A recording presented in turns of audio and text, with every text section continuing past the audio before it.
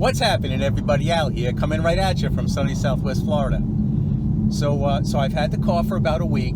About a week ago, I had the Whipple Stage 1 installed on the car. And, I really haven't had a chance to drive it very much. As soon as I got back from Stita, I got really busy at work, and I haven't been able to drive the car. But I did take it out a little bit, and I have to admit, this thing is just absolutely awesome. When you drive around in a boosted car like this, it's a totally different world. I gotta say, I absolutely love it. Just as an example, right now I'm doing about 55 miles an hour, and now I'm doing 100 miles an hour. I mean, that's how fast this thing accelerates.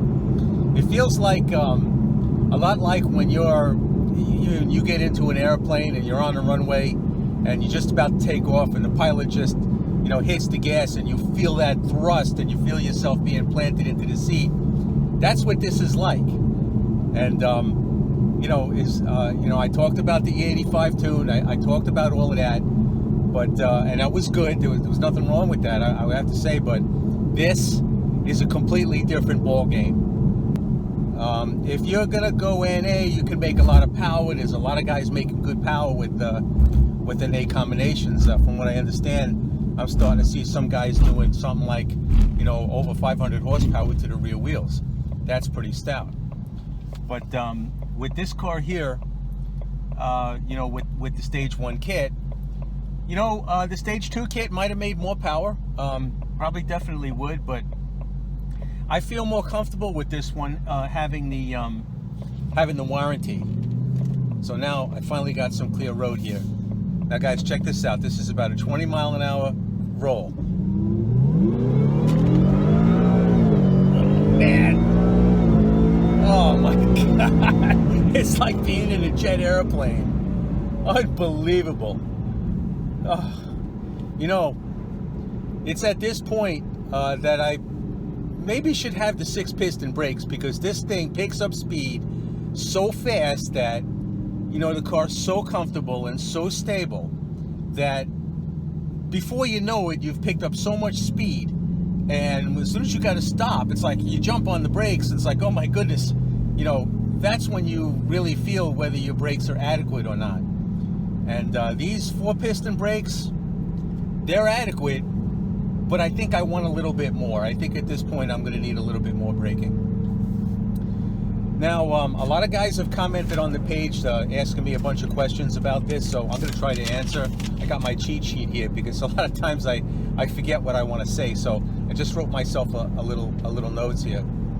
One of my viewers asked me, do I recommend the blower? Now that I've had the blower on the car, how do I feel about it? Do I recommend it? That's a little bit of a loaded question, but the blanket answer, I would have to say yes. For a guy like me, I don't really like to make a lot of noise, with aftermarket exhaust and things like that. So in order to make power going NA, you pretty much got to go with long tubes. You're probably going to have to remove your cats. Performance exhaust. You're probably going to make some noise, and that's not something that I want to do. The other thing too is this particular kit is definitely something I recommend, mainly because it's legal. A lot of guys are doing stuff with their cars that aren't technically legal. Most of the time you're not going to run into a problem, but with my luck, I'm one of those guys. With my luck, I'm probably going to get pulled over and run into a problem, and that's not a problem that I want to have. So yes, I recommend the blower. If you want big power and you don't want to get yourself in trouble, this is definitely the way to go. Another person asked me, what should I do? Should I go with the Roush or should I go with the Whipple? Because the Roush blower is also warranted and legal. Well, that depends. The Roush blower is a good blower. There's no doubt about it. But the one for the 18 has a throttle body opening that's a little small. So, in my opinion, I would say that blower probably doesn't have the expandability that the Whipple has. because if you want to put the system on your car and you're not going to do anything else, that's it, that's what you're going to put on, and that's the way it's going to stay, I would say go with the Roush kit over the Whipple, because the Roush, if you look at CJ Pony Parts, they installed the Roush blower on one of their cars, and they were making more horsepower and more torque than I am with the Whipple. So I would say that's a good way to go also. In my case, I got plans eventually, once I feel confident that this engine's not going to be a ticking time bomb, that I'm going to step up to the Stage 2 kit and maybe beyond. But for now, I feel comfortable being warranted, and we're just going to keep it like this for now until we're sure that we got a healthy motor and we can move on to the next phase. Okay, so I was also asked, why did I buy this car? Do I have any regrets with this car? Well, the truth of the matter is, guys, when I bought this car, it was in November of 2017, and at that time, I had a really nice S197. It was a beautiful 2012 S197 GT 5-liter, 6R80 automatic. It had a lot of options in it, glass roof. I had just put Brembo suspension in it and Brembo brakes in it. The car was beautiful. It had backup sonar. There was a lot of cool things. It was a great car. It even had HID headlights, and I was like on the verge of doing boost on that car. But then when the information started to come out about these cars with the 10-speed automatic, I thought to myself, okay, wait, let me try that. So I don't have any regrets about this car, but I do regret not going boost with the other car, because now that I see what boost can do, that car would have been a phenomenal car to go with a 2.3 TVS or something like that. So as far as regrets, I really don't have any regrets with this. I'm very happy with what I have, and I would recommend it to anybody. Somebody asked me, why didn't I just buy a car that had a blower on it? Why don't you buy a ZL1 Camaro or a Hellcat or something like that, or even a Demon? Well, guys, the Demons are ridiculously expensive. I was down at the dealer recently checking out the Demon, this one here. This is a beautiful red car. You can see this thing is phenomenal. It's got sticky tires on it, big brakes. You look at it and it's just absolutely stunning. But the sticker price on this thing was something like $90,000. I don't remember off the top of my head, but I do remember talking to the salesman telling me with the dealer markup that this car was $130,000. So there is just no way I'm going to do that.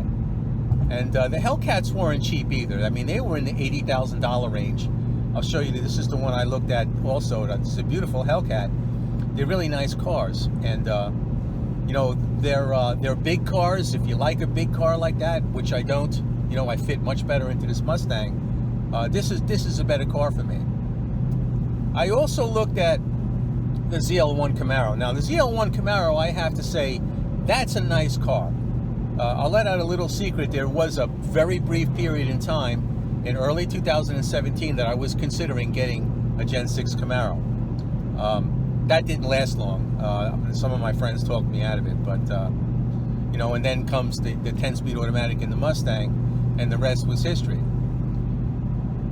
The reason why I bought this car was because A, I'm a Mustang guy, and B, you take the price of your car, whatever it is, whether you buy one like this, a premium car, or you just get a base car, one with an automatic, one without an automatic, whatever it is, $35,000, $40,000, 40-something thousand.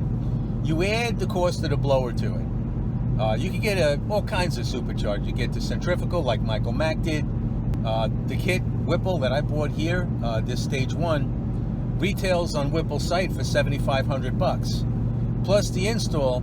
You add that to the cost of your car, and you've got, like what I have here, a 750 horsepower car that will compete with just about any of the other cars, maybe with the exception of the Demon. So when you think about it like that, the cost of that Demon, I could build two of these S550 Mustangs and still have enough money left over to buy my wife an EcoBoost or something like that. So that was the reason why I went this route.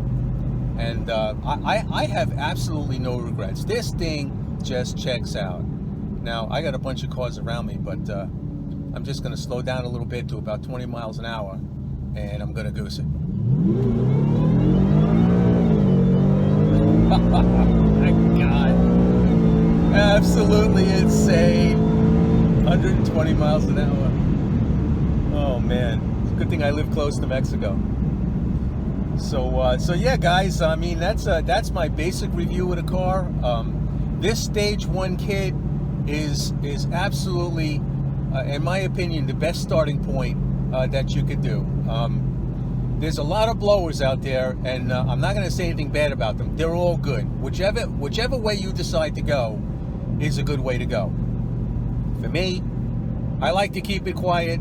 I like to keep it legal. So this was the way I decided to go. At some point in the future, I may step up to a Stage 2, you know, put a bigger throttle body on it, get a better tune for it, or something like that. But I'm really happy with the car, and it's all good. So yeah, guys, so thanks for watching. There'll be more videos on this going down the road. I got some plans. I got some suspension work I want to do, some wheels I want to put on it. I don't have the information on the warranty. The warranty's been implemented, but I haven't gotten the paperwork back. So once I get it back, I'm going to do a video on that and explain to you guys what the warranty is all about. So there you have it, guys. Thanks for watching. Catch you later.